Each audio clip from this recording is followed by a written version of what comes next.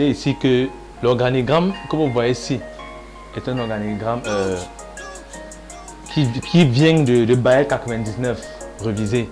Donc c'est un Baël qui suit les dernières versions. Nous avons la compression centrée organigramme.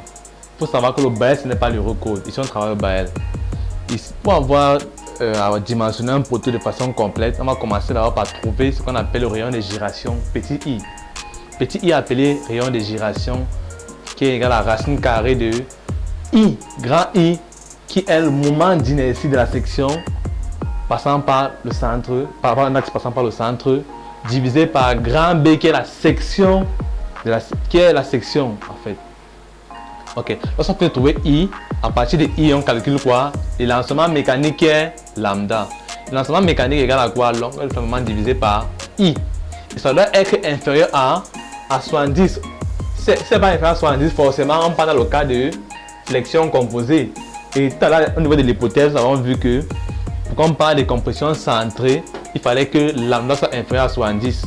Donc, lorsque c'est déjà supérieur à 70, nous avons à faire une flexion composée, bien une compression composée. Ok. Maintenant, ici, lorsque c'est 8 validé, c'est-à-dire lambda inférieur à 70, on peut avoir toujours deux cas.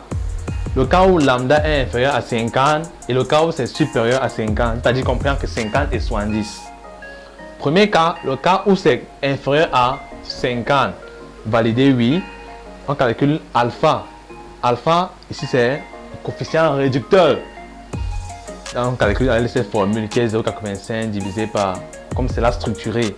Lorsque c'est non, ça veut dire que lambda est compris entre 50 et 70. Dans ce cas, on calcule plutôt à l'aide de cette formule-ci le coefficient réducteur.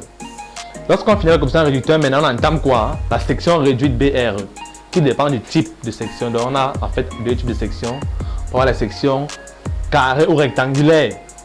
Lorsque c'est rectangulaire, on applique ceci. Section réduite BRE est obtenue en enlevant 2 cm sur chaque périphérie du poteau. Ça veut dire on prend la partie d'en haut, on enlève 2 cm, 1 cm à la partie d'en haut, 1 cm à la partie d'en bas, ça fait donc 2 cm en tout sur la largeur. 1 cm du côté gauche, 1 cm du côté droit, ça fait 2 cm sur la longueur. Ce qui fait qu'on aura donc A-2 facteur de B-2. C'est ça qu'on appelle la section réduite. Lorsqu'on a fait un poteau circulaire, on vient sur le rayon, on enlève 1 cm chaque côté. Ça va faire donc 2 cm de diamètre comme enlevé. Donc ça fait D-2 fois pi divisé par 4. Je crois qu'il y a le carré ici à ce niveau. C'est pi d carré, il y a le carré à ce niveau. Ok, parce que ça devient une couronne. Donc c'est effectivement comme ça qu'on calcule les sections réduites. Et après nous allons... Et nous continuons avec l'organigramme toujours du poteau, compression centrée. Tout à l'heure, nous avons calculé les éléments qui permettent d'arriver à ce niveau. Et là, maintenant, on a AT, qui est la section théorique des aciers. AT est calculé à travers cette formule. Donc, nous avons un K, qui est un coefficient. K, c'est un coefficient qui dépend de quoi?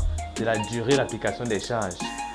Donc, si par exemple, la majeure partie des charges est appliquée avant 28 jours, dans ce cas, K sera égal à 1,2. K sera égal à 1,2.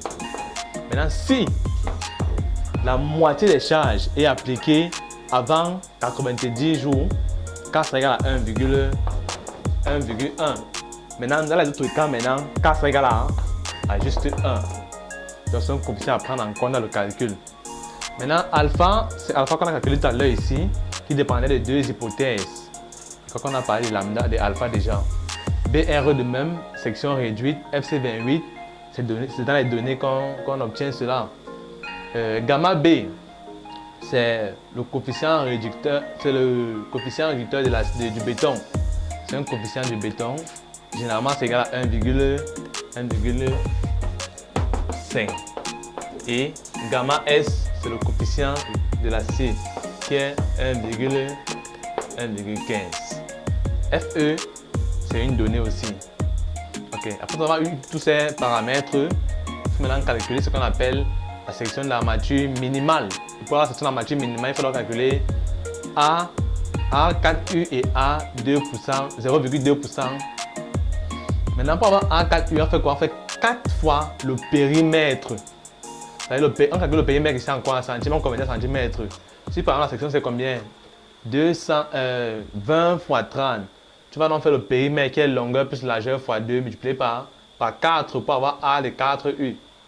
Maintenant, pour avoir A de 0,2%, on va faire 0,2 fois B. Ici, B, c'est la section du poteau, qui est longueur fois largeur ou bien pi d carré sur 4, si c'est un poteau circulaire. Ça sera 0,2 fois la section qui est grand B divisé par 100.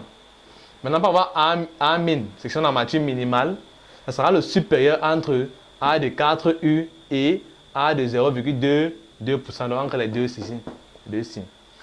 Ok, maintenant, après on va calculer A min, on va calculer d'abord section d'armature comprimée. Donc, ASC veut dire section d'armature comprimée, qui est égale au supérieur entre A théorique calculé plus haut et A minimal calculé tout récemment. Lorsqu'on obtient ASC, il faut comparer maintenant, c'est compris entre 0,2B sur 100 et 5B sur 100. Donc, ça c'est pour conclure qu'on a bien évalué la section d'armature qui convenait. Lorsqu'on arrive à ce niveau, on prend ce qu'on appelle la BAC. On a un document qu'on appelle la BAC dans lequel on va lire les nombres de barres ainsi que le diamètre qu'on peut affecter à la section A et C calculée ici. Dans les applications, il va montrer comment on lit la BAC. Ok. Maintenant ici, après avoir calculé la section d'armature comprimée qu'on cherchait, il est question d'évaluer section d'armature transversale. D'abord, on détermine le diamètre d'armature transversale à l'aide de la formule ici. Ça doit être compris entre phi t minimal. Puisque phi est déduit de la BAC, on va donc prendre le diamètre de la BAC qu'on a déduit, divisé par 3. Si par exemple on trouve 12, on prend 12 divisé par 3, donc on a 4. Donc ça veut dire que phi t est compris entre 4 et 12. Comme le choix au Cameroun, généralement on utilise le phi 6. On liste phi 6. Donc on peut prendre le choix phi 6 dans le cas là. Maintenant, après avoir calculé la section d'armature transversale, on va donc calculer l'espacement entre chaque cadre. On distancie chaque cadre de façon réglementaire. Et pour cela, on va calculer quoi? ST, qui est cette distance-là, qui est l'inférieur entre 15 fois le diamètre minimal de la section d'armature longitudinale. 40 cm et A plus 10 cm. Notons que A, c'est le plus petit côté de la section. Si c'est un poteau circulaire, on va prendre plutôt le diamètre. Donc, c'est ça qui était question ici dans ce cours. Et nous allons maintenant aller dans les exercices d'application pour pouvoir mieux expliquer. Ceux qui n'auront pas compris le cours pourront mieux comprendre à travers les exercices d'application. Donc, je m'en vais là mettre les exercices d'application au tableau et nous allons corriger ensemble. OK.